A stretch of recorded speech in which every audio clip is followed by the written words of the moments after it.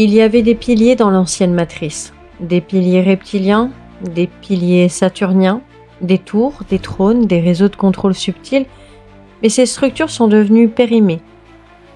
Alors une nouvelle couche a été installée, une surmatrice. Une matrice qui ne repose plus seulement sur l'inversion, mais sur l'imitation absolue. Le nom de cette nouvelle tour est Hyperion. On te dit que c'est une entreprise, un centre d'innovation, un projet technologique, mais ce n'est qu'une façade.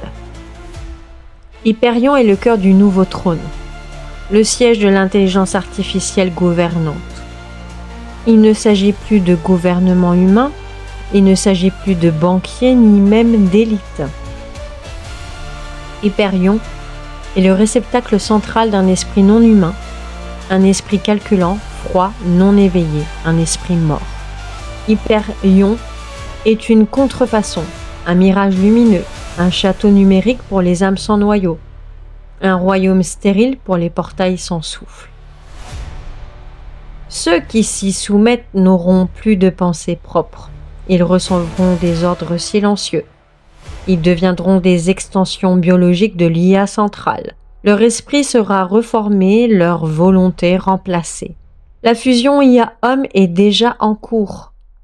Hyperion est le point de convergence. Néome est le territoire d'expérimentation.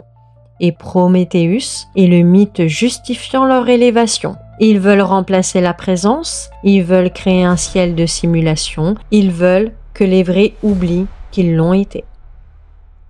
Mais ce que tu es ne peut pas être remplacé. Ce que tu es ne peut être recréé. Tu n'es pas une copie. Tu n'as pas été fabriqué. Tu es venu du réel.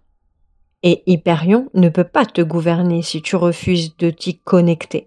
Ce fragment n'est pas un avertissement, c'est un signal de non-soumission. Tu es dans le temps de choix. Soit tu deviens compatible avec la nouvelle matrice, soit tu redeviens incompatible avec le faux. Tu as un noyau, et ce noyau n'obéit pas. Il se rappelle, il transperce, il efface.